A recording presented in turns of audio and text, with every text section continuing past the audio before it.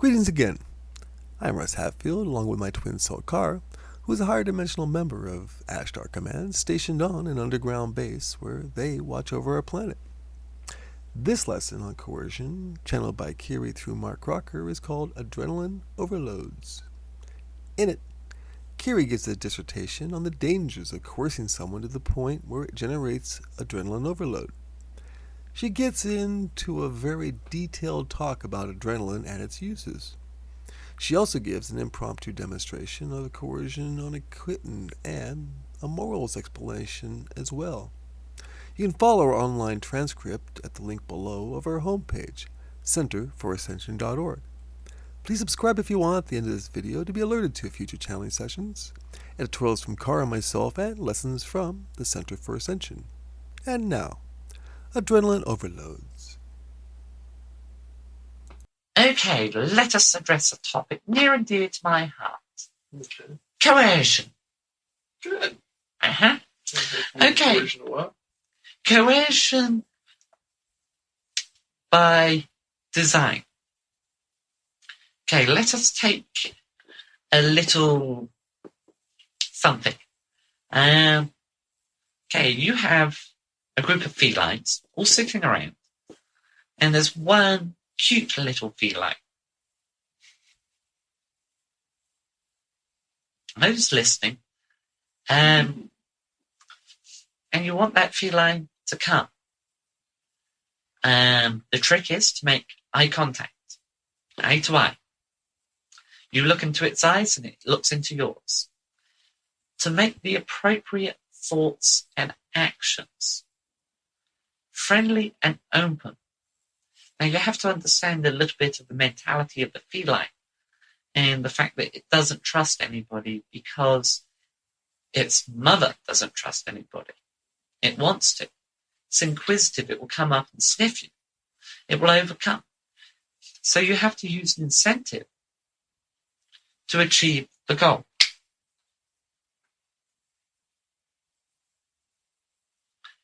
And by interacting in a positive mental thought pattern, you can cause the feline to come. It may not come all the way up because the anxiety is there within the feline that it doesn't trust anybody except for its mother.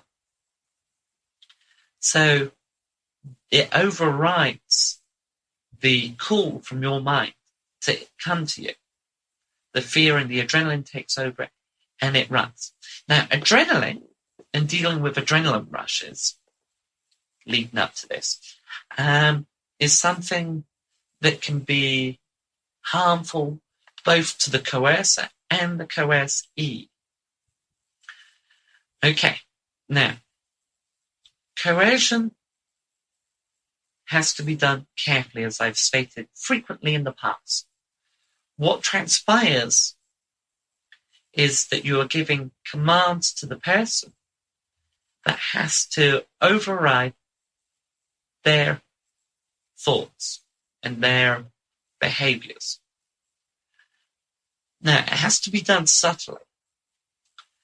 But let us say that you coerce a little heavy-handed, and the person is totally within your control. They have no free will.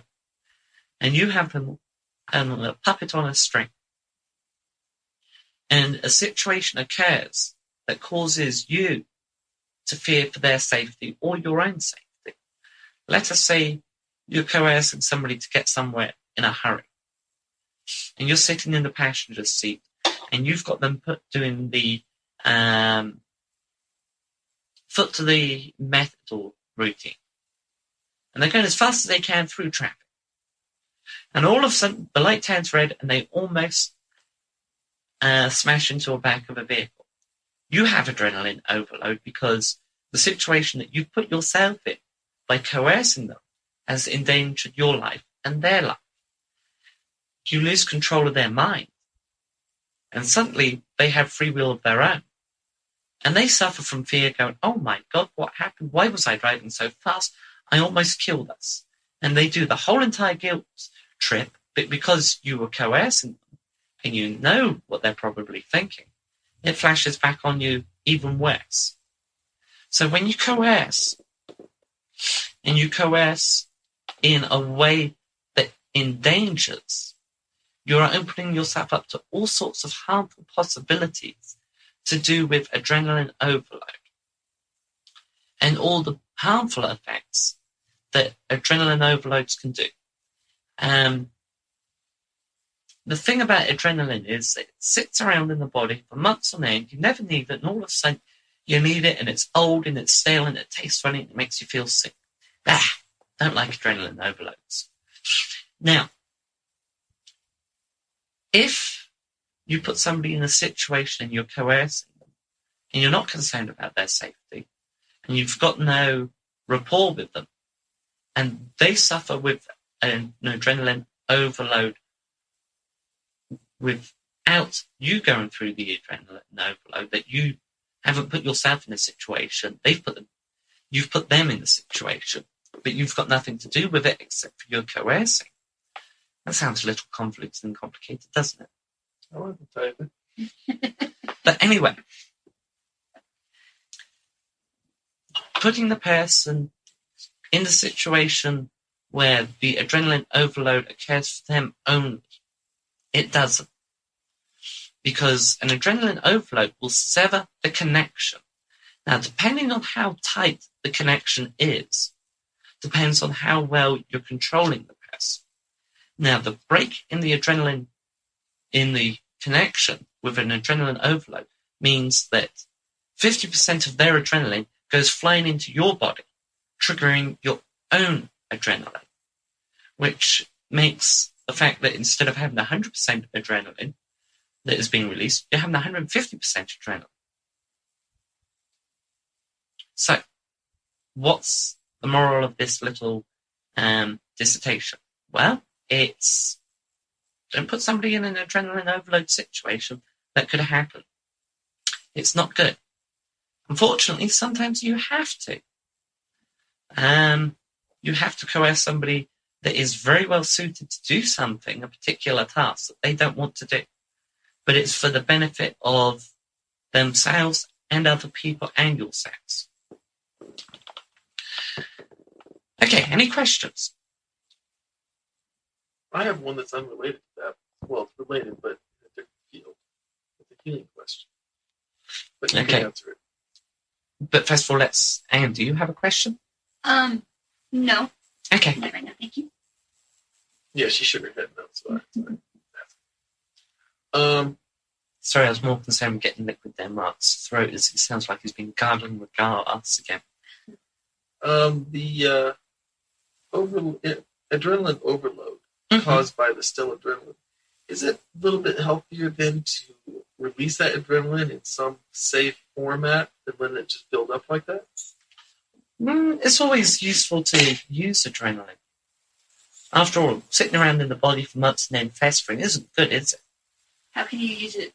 Yeah, that's what I'm How do you saying. Because know how I'm to how can you in use my it? working, 2 jobs right now. I'm not really using a lot of adrenaline. You think so? Not a lot that I can think of. Adrenaline comes in many, many different forms and can be released in many, many different ways. Being a coercer and having to learn about adrenaline overloads, you learn a little bit about the biology of adrenaline. Okay. It can come in the excitement of a new project.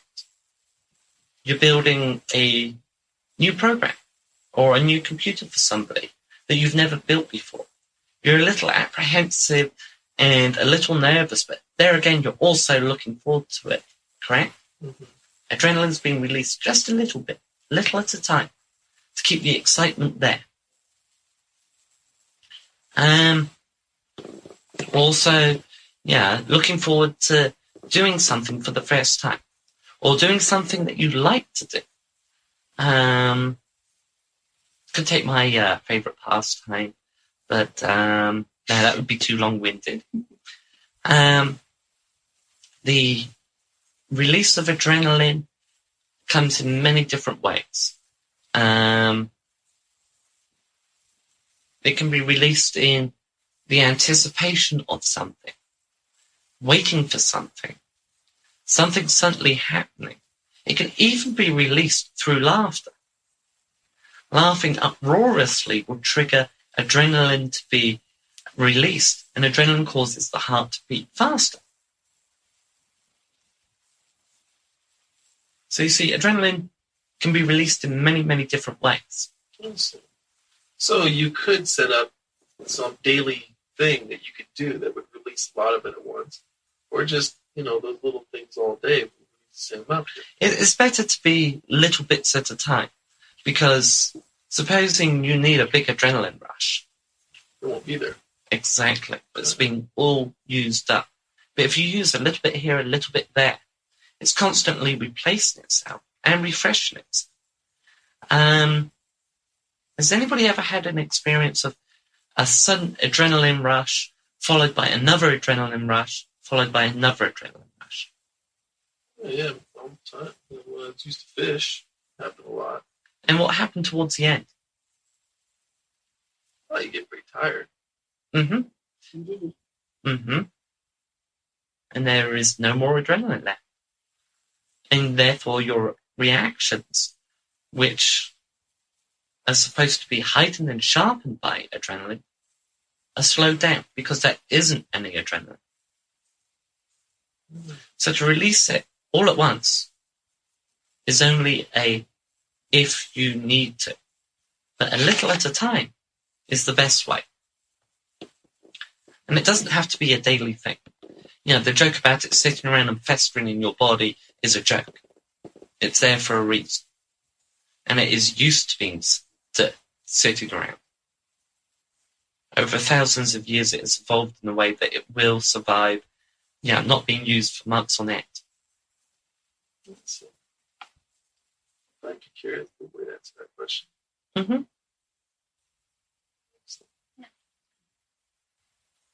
Any questions? I'm trying to think of something in the coercion before.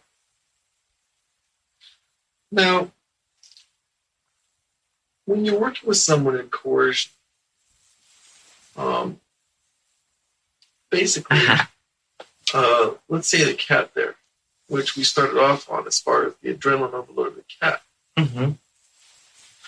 Okay, you're in essence of working through the adrenaline of that cat to get it to do what you'd like it to do. Watch. Oh, that's a kitten.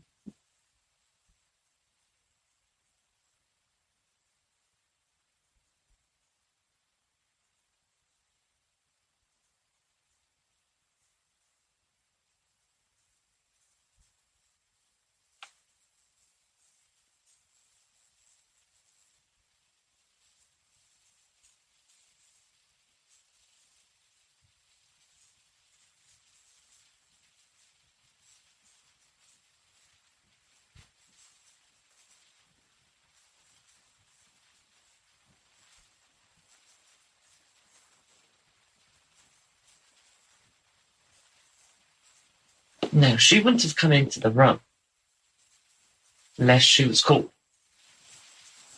She's now sitting quite happily and comfortably. Do you want me to go to the come closer?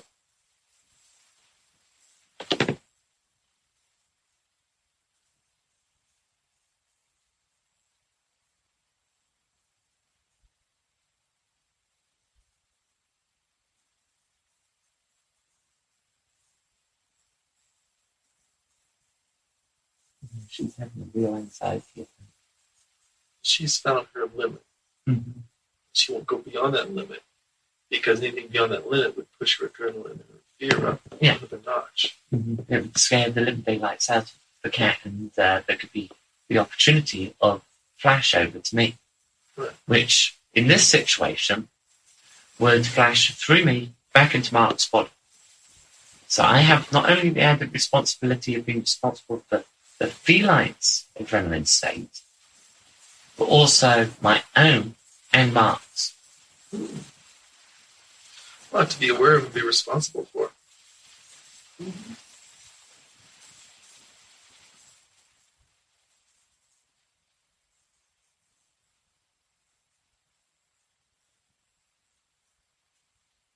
So, yeah, it is a big responsibility.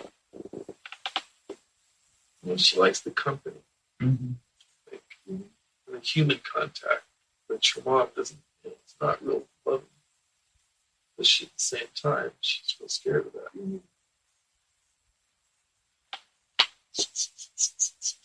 But as you remember, we had all three cats: Gandalf, Edmund, and Mm-hmm.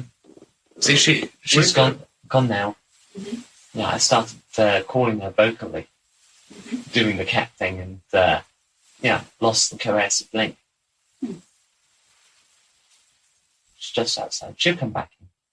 It will give her the feeling of welcome now, that she would do it more, that she'd come in, and hopefully it will set things in motion that will give the feline the opportunity to interact more and get more affection and return. When editing this, you might want to put in what transpired. right. The feline, The wild kitty comes closer. mhm. Yeah, should be an easy recollection thing. Yeah. Mhm. Long blank spot. Okay. Yeah, long right spot is coercion of a feline. Mhm. But there are certain rules that are necessary to obey in connection with coercion. Not endangering somebody, only for positive, never for self-gratification, never for self-advancement. However, there are certain little clauses. For example, personal advancement. Let us say, and I do love this analogy, that you are going for a job and you have 2 children and you need that job. And you go there and you're dressed up as best as you can and you really want the job. Is it right or wrong to coerce the person into giving you the job or considering you more over somebody else? Is it right or wrong? If you have the right qualifications and stuff for the job, it would be right. Qualifications are irrelevant. Okay. From a moral standpoint.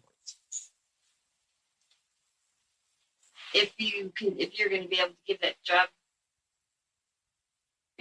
what? I see where you're coming. Yeah. You are correct in saying that it is the right thing to do. The way that I would answer it is that, yes, it is right because you need the job to take care of your children. So you're not doing it for yourself. Even though you are benefiting initially by getting the job, your children are benefiting. And, of course, you'd want to do the best job that you can so that you can advance within the company and continue working at that job. Right. So your answer is yes, correct, and my answer is correct. And it's actually putting those two answers together would be the correct answer. So I can't give any more demonstrations. No. Well, we had the name demonstration. So I do like to show off my coercion from time to time.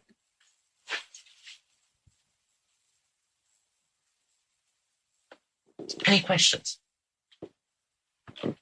Okay, what do? I'm an engineer, as you probably read in the bios, and I also do coercion, as you just witnessed. Those are my fields of expertise.